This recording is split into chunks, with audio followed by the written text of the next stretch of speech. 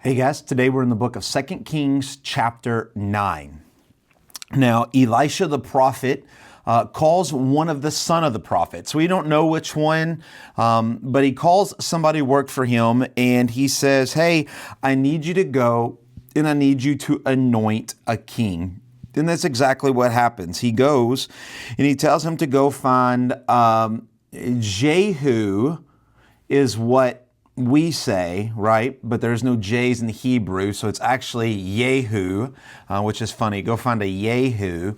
Go find Yehu, the son of Josaphat, and anoint him. Now, if you remember, it's been a couple weeks, right? But Elijah, before he was taken up, has already anointed Jehu, right? He already told him all the way back in chapter 19 of 1 Kings that he's going to be the king. Well, now the Lord has told Elisha that he needs to anoint him again. Not that he needs a double anointing, but it's more of saying now is the time for you to take your throne, to take your place.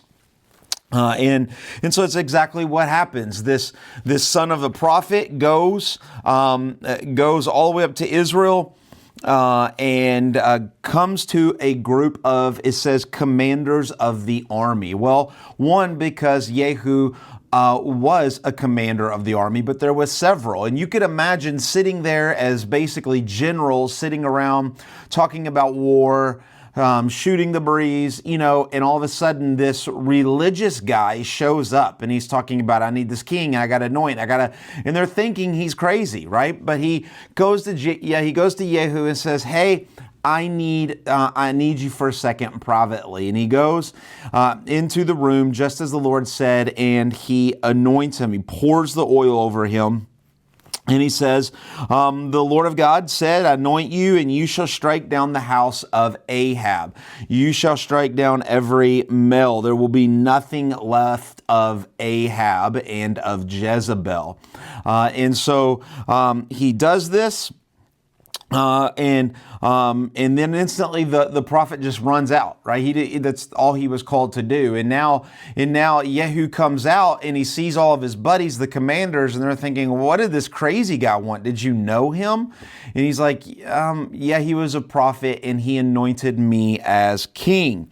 And it says, it just kind of gives you the picture of exactly what is happening here, that moments before this, they thought he was a crazy man. They hear that this crazy man anointed him as king, and they didn't think about it. They didn't do anything. They took off their garments, which their outer coats.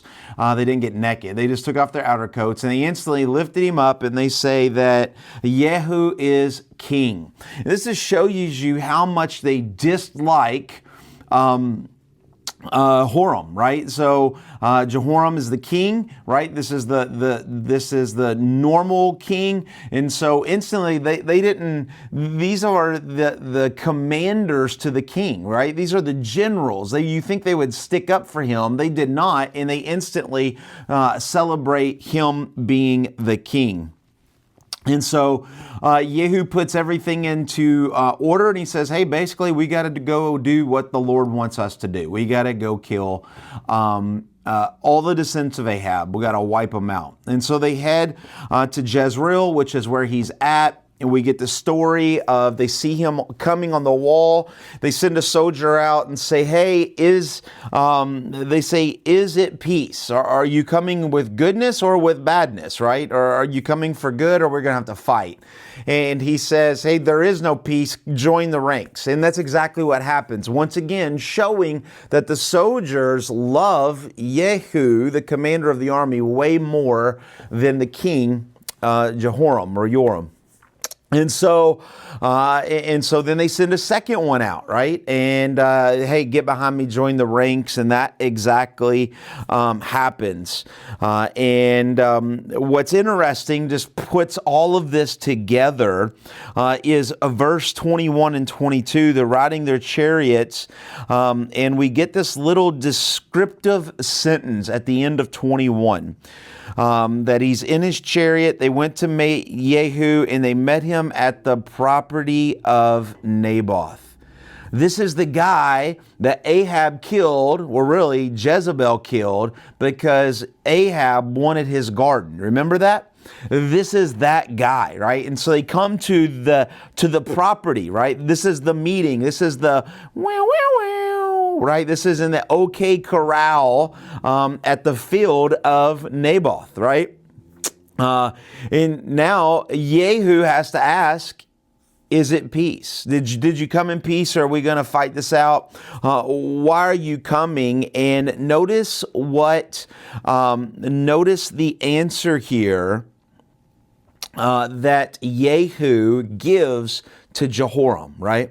Jehoram says, you come in peace, and Jehu, this is how he answers. What peace can there be as so long as the whorings and the sorceries of your mother Jezebel are so many? His answer is, how can there be peace in Israel? Because you've led us so far astray, your dad, your mom, and you, by leading us away from God, by following all of these Baals. This is the whoring, cheating on God with these false gods. How can there be peace? This is a statement of Jehu saying that he's doing this for God. He's not doing this for his own political ambition. He's doing this for God. Jehu starts out as a good, godly king.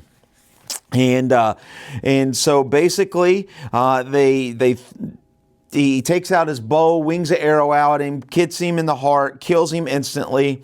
And when he dies in his chariot, Jehu says, verse 25, take him up and throw him on the plot of ground belonging to Naboth, to fulfill the word of the Lord, right? Remember, when all this happened, the Lord promised that he would die in that field, right? Well, Ahab didn't, but we see the son of Ahab did, Jehoram. And so it's fulfilling what God's word said.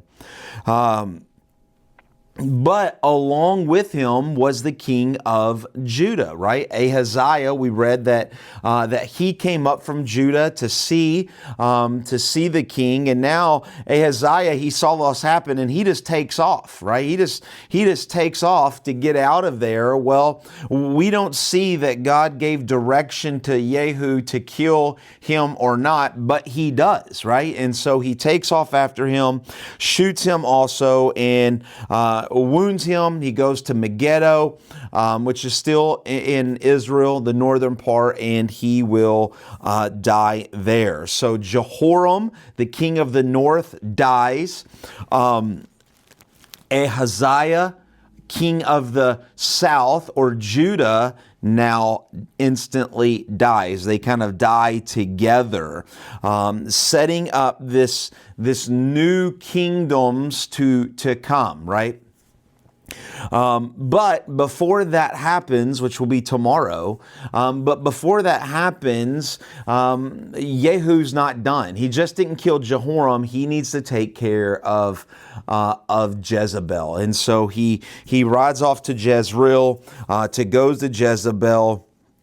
Jezebel comes out, and notice what she says in verse 31. She said, "Is it peace, you Zimri?" Is it peace? These are the same questions. Did you come in peace? But she calls him what? Zimri. If you remember a couple chapters back, Zimri was the guy who was an assassin. He assassinated King Elah, right? All the way kind of a couple kings ago in the north. And so she knows, is it comes in peace, but she calls him an assassin by calling him Zimri. She knows he's not Zimri. She's just using a play on words, right? Did you come in peace, you assassin? She knows he did not. And so he lifted up his face and he said, who is on my side? And there's some eunuchs which were working for Jezebel. It says 2 or 3 looked at him and they picked her up and they threw her down on the ground. Well, they threw her on the ground so hard that we see that blood splattered on the wall and on the horses. And they trampled on her. Something worse in Old Testament language in the ancient Near East, and today we think the worst thing that can happen is death. In the ancient Near East and in Egyptian, many cultures, there's one thing that's worse than death. And that is that they would desecrate their body after death, right? So they throw her down, blood splatter, she's dead. But her body becomes desecrated. The horses and the people trample her, desecrate her dead body. They go in to eat and to celebrate, and they come back and are going to bury her. And what happens? The word of the Lord was fulfilled. The dogs of Jezreel ate her so much that they could only find her skull, her palms, and her feet. The dogs have eaten and carried everything off to fulfill the word of the Lord. And so here, at the end of today, at the end of chapter 9, Jehoram, the king of Israel, is dead. Ahaziah, the king of the south, is dead. But now Jehu is going to be the new king of the north. But who is going to be the king of the south? We'll have to figure that out tomorrow. Hope this makes a little bit more sense, and we'll see you tomorrow in chapter 10. God bless.